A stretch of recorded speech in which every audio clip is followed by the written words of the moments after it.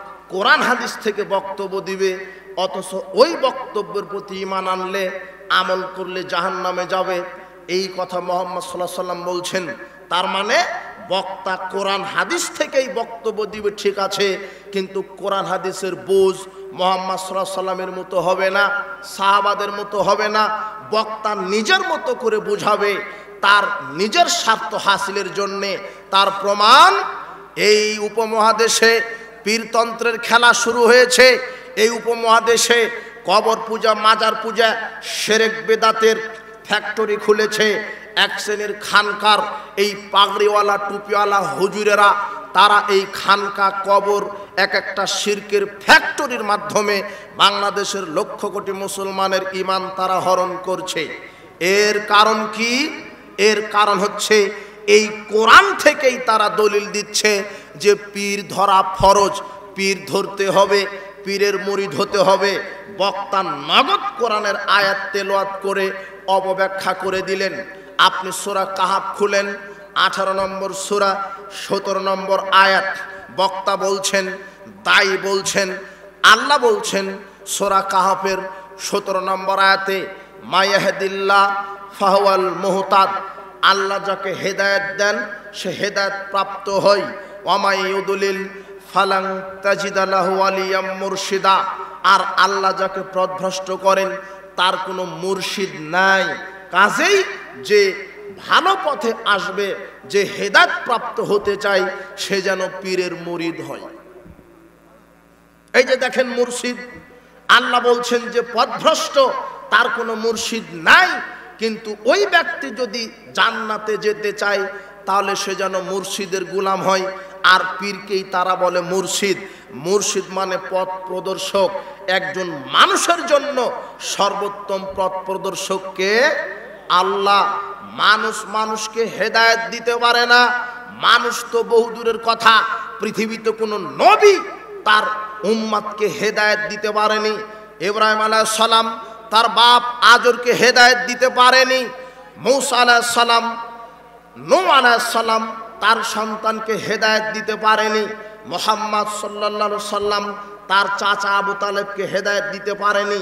আবু তালেব যখন মৃত্যু শয্যায়, তখন মুহাম্মদ সাল্লাল্লাহু আলাইহি সাল্লাম বলছেন, ইয়া আম্মি কুল লা ইলাহা ইল্লাল্লাহ, হে আমার চাচা আপনি বলেন লা ইলাহা ইল্লাল্লাহ, তাহলে আমি সুপারিশ করে আপনাকে জান্নাতে নিয়ে যাব। এইভাবে মুহাম্মদ সাল্লাল্লাহু আলাইহি সাল্লাম যখন বারবার চাপ দিচ্ছিলেন, চাচাজি আপনি লা ইলাহা ইল্লাল্লাহ বলেন, আপনি লা ইলাহা ইল্লাল্লাহ বলেন, আমি সুপারিশ করে আপনাকে জান্নাতে নিয়ে যাব। আল্লাহ সুবহানাহু ওয়া তাআলা এই কথা বরদাস্ত করলেন না। আল্লাহ সুবহানাহু ওয়া তাআলা বলছেন, মুহাম্মদ ইন্নাকা মান আহাবাবতা, নিশ্চয় তুমি যাকে ভালোবাসো, তুমি যাকে ভালোবাসো তাকে তুমি হেদায়েত দিতে পারবা না। তুমি যাকে ভালোবাসো তাকে তুমি হেদায়েত দিতে পারবা না। ওয়ালাকিন্নাল্লাহা ইয়াহদি মান ইয়াশা, আল্লাহ যাকে ইচ্ছা তাকে হেদায়েত দিতে পারে। আপনাকে এই কথাটি স্পষ্ট হতে হবে, আপনাকে এই কথাটি স্পষ্ট হতে হবে যে হেদায়েত দেওয়ার ক্ষমতা কোনো নবীর হয়নি। সে জায়গাতে পীর কি করে মুরিদদেরকে হেদায়েত দিয়ে জান্নাতের সার্টিফিকেট দিতে পারে? তার মানে পীরতন্ত্র নামে যত তন্ত্র আছে সব শরীয়তের নামে ভণ্ডামি ছাড়া কিছুই নয়। যেখানে নবী তার উম্মতকে হেদায়েত দিতে পারছে না, হেদায়েতের মালিক আল্লাহ, কোন নবী হেদায়েতের ক্ষমতা রাখে না। মুসলিমরা দলে দলে কাতারে বিভক্ত হবে। মুসলিমরা ইসলামের লেবাস পরে দিন কায়েমের অপব্যাখ্যা করে, মানুষকে ভুল ব্যাখ্যা দিয়ে ইসলামকে টুকরো টুকরো করে ফেলবে। তার বর্তমান প্রমাণ আপনি কত দল উপদল দেখবেন ইসলামের নাম ভাঙিয়ে তৈরি হয়েছে।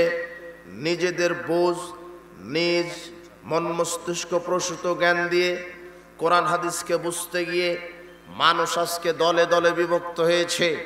খারেজি, শিয়া, মুতাজিলা, জাহমিয়া, জাবরিয়া, মুআত্তিলা, মাতরুদিয়া, মুসাব্বিহা, হানাফি, শাফি, মালিকি, হাম্বলি, দেওবন্দি, আটরশি, চরমনাই, সরসিনা, নাকশাবন্দিয়া, মাইজ ভান্ডারি, কুতুববাগ, দেওয়ানবাগ, কত দল উপদলে মুসলিম জাতি আজকে বিভক্ত।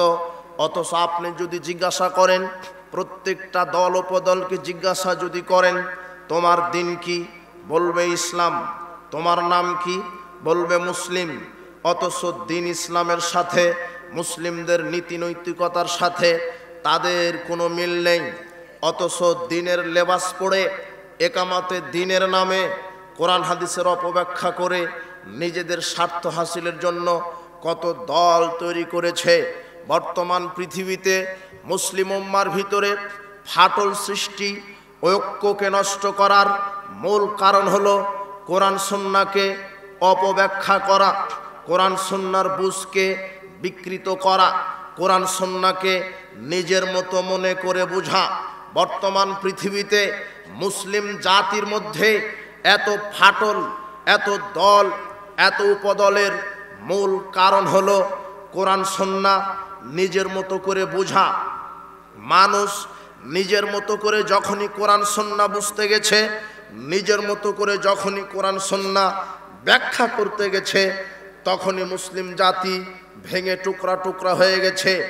একজন বুঝেছে এইভাবে, খারেজিরা বুঝেছে একভাবে, মোতাজিলা বুঝেছে আর একভাবে, জাহামিয়া, জাবরিয়া, মাতরুদিয়া, মুআত্তিলা, ইসমাইলা, যত দল উপদল তৈরি হয়েছে প্রত্যেকের বুঝ এক এক রকমের। অথচ কোরআন একটাই, শেষ নবী, চূড়ান্ত নবী একজনই, মুহাম্মদ সাল্লাল্লাহু আলাইহি ওয়াসাল্লাম। মুসলিমদের ভিতরে এত দল উপদলের কারণ হলো এই প্রত্যেকটা দল নিজের মতো করে কোরআন সুন্নাহ বুঝে ব্যাখ্যা করে সেইভাবে তারা বাস্তবায়ন করার চেষ্টা করছে। অথচ যদি কোরআন সুন্নাহর বুঝ একজন মানুষের মতো হতো, যার নাম মুহাম্মদ সাল্লাল্লাহু আলাইহি ওয়াসাল্লাম, এই একজন মানুষের মতো যদি বুঝ হতো, তাহলে মুসলিম জাতি আজকে এই শত শত দলে বিভক্ত হতো না। আল্লাহ সুবহানাহু ওয়া তাআলা বলছেন, মানুষ নিজের ধর্ম দিনকে খণ্ড বিখণ্ডিত করবে। আপনাকে একটু বিষয়টি স্পষ্ট করি। বর্তমান পৃথিবীতে মুসলিম জাতি বিভক্ত হওয়ার মৌলিক একটা কারণ কোরআন সুন্নাহর ভুল অপব্যাখ্যা করা আর কোরআন সুন্নাহ নিজের মতো করে বোঝা। আপনি দেখেন আয়াত বুঝতে পারেন কিনা। উপস্থিত বৈঠকের মুসলিম দিনী ভাই, আপনাকে বলছি, রাত গভীর হয়েছে এই কথা সত্য, তবে আপনার ঈমানি চেতনা নিয়ে মনোযোগের সাথে, একনিষ্ঠতার সাথে আমাদের বক্তব্যগুলি বোঝার চেষ্টা করেন, মূল্যায়ন করার চেষ্টা করেন। আল্লাহ সুবহানাহু ওয়া তাআলা বলছেন, ওয়ায়ুদিল্লু বিহি কাসীরা ওয়া ইয়াহদি বিহি কাসীরা ওয়া মা ইউদিল্লু বিহি ইল্লাল ফাসিকিন। আল্লাহ বলছেন, শোনো, পৃথিবীতে অনেক মানুষ কোরআন মাজিদ পড়েই হেদায়েত পাবে, আবার কোরআন মাজিদ পড়েই পথভ্রষ্ট হয়ে যাবে, আর যারা ফাসিক তারাই পথভ্রষ্ট হয়। আল্লাহ সুবহানাহু ওয়া তাআলা বলছেন, এই কোরআন মানুষকে হেদায়েত দিতে পারে, এই কোরআন পড়েই মানুষ পথভ্রষ্ট হতে পারে। আপনি বিষয় বুঝতে পারলেন না, কোরআন একটাই, কিন্তু আল্লাহ বলছেন কেউ বা এটা পড়ে হেদায়েত পাবে, কেউ বা এটা পড়ে পথভ্রষ্ট হবে। তার মানে কোরআন পড়ে তারাই হেদায়েত পাবে যাদের বুঝতে হবে সালাফি মানহাজের বুঝে অনুযায়ী। কোরআন পড়ে তারাই হেদায়েত পাবে, কোরআন পড়ে তারাই সঠিক সহজ সরল পথে চলবে যাদের বুঝ হবে মুহাম্মদ সাল্লাল্লাহু আলাইহি সাল্লামের মতো। আর কোরআন পড়ে তারাই পথভ্রষ্ট হবে যাদের বুঝ হবে পীরতন্ত্রের মতো। বলছিলাম, কোরআন বুঝতে হবে আমাকে মুহাম্মদ সাল্লাল্লাহু আলাইহি সাল্লাম এবং সাহাবীদের মতো সালাফদের বুঝ অনুযায়ী আমাকে বুঝতে হবে। কোনো মন মস্তিষ্ক প্রসূত মানুষের জ্ঞান দিয়ে কোরআন বুঝলে এই কোরআন পড়ে মানুষ ভ্রান্ত হবে। আল্লাহ সুবহানাহু ওয়া তাআলা বলছেন, ফাইন আমানু বিমিসলি মা আমানতুম বিহি ফাকাদ ইহতাদাউ। আল্লাহ বলছেন, তোমরা যেইভাবে ঈমান এনেছো, সারা পৃথিবীর সমস্ত মানুষ যদি ওইভাবেই ঈমান আনে, আল্লাহ বলছেন, হে মুহাম্মদ সাল্লাল্লাহু আলাইহি সাল্লাম, তুমি যেইভাবে ঈমান এনেছো, যেইভাবে আকীদা পোষণ করেছো, এই আকীদা, এই ঈমান যদি অন্য পৃথিবীর মানুষেরা এইভাবে ঈমান আকীদা পোষণ করে, তাহলে তারাও হেদায়েত প্রাপ্ত হবে। ওয়াইন তাওয়াল্লাউ ফাইন্নামা হুম ফি শিকাক। আর যদি বুঝ, আকীদা, মানহাজ, ঈমানটা যদি মুহাম্মদ সাল্লাল্লাহু আলাইহি সাল্লামের মতো না হয়, তাহলে তারা গুমরাহের মধ্যে নিমজ্জিত হবে, তারা ভ্রান্ত হবে। অত্র সূরা বাকারার 137 আয়াত প্রমাণ করে আপনার আকীদা, আপনার মানহাজ, আপনার তরিকা, আপনার বুঝটা যদি রাসূল সাল্লাল্লাহু আলাইহি সাল্লাম এবং সাহাবাদের মতো হয়, তাহলে আপনি হেদায়েত প্রাপ্তদের অন্তর্ভুক্ত। আর আপনার আকীদা, আপনার মানহাজ, আপনার তরিকা, আপনার বুঝটা যদি কোনো ব্যক্তির নীতিতে হয়, ব্যক্তির মতো হয়, তাহলে আপনি গুমরাহের মধ্যে থাকবেন।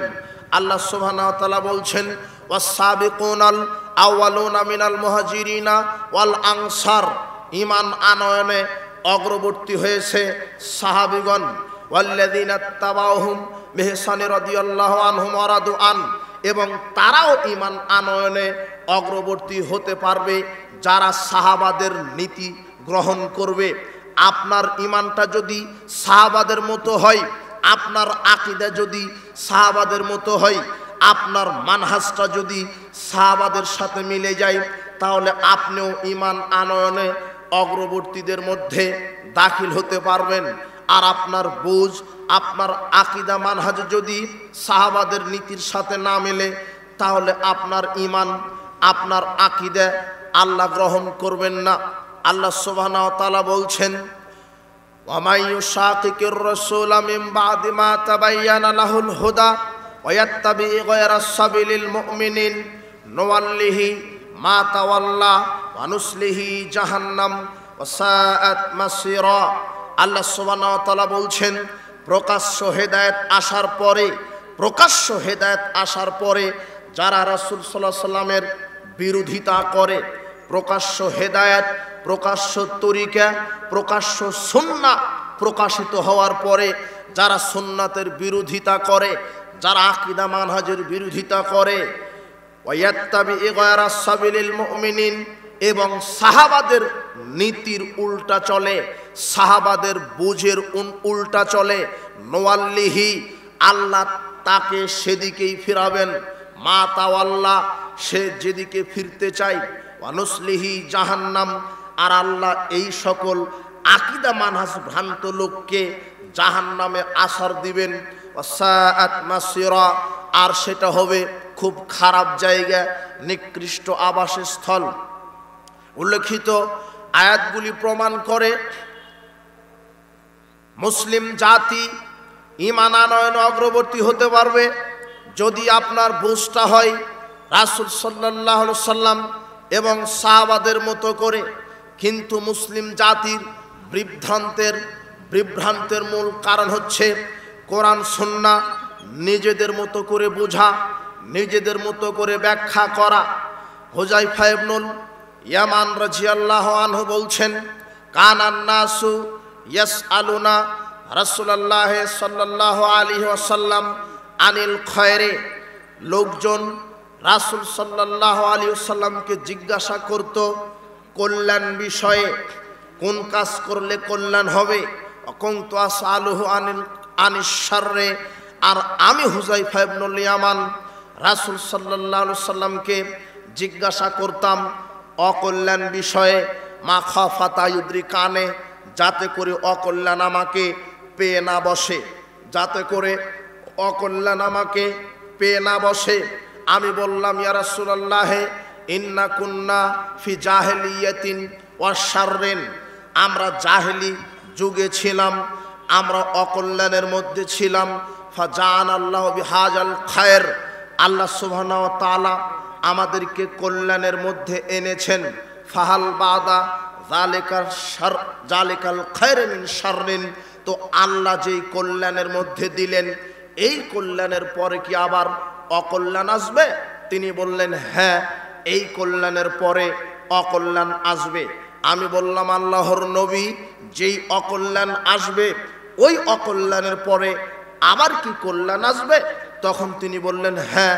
ক্বালা নাআম ওয়া ফি দাখানুন, তিনি বললেন, হ্যাঁ, কল্যাণ আসবে, তবে সেই কল্যাণটা হবে ঘোলাটা, ধোঁয়াটা। তিনি বললেন ও মা দাখানুহু, আল্লাহর নবী ঘোলাটা কল্যাণ কাকে বলে, ধোঁয়াটা কল্যাণ কাকে বলে?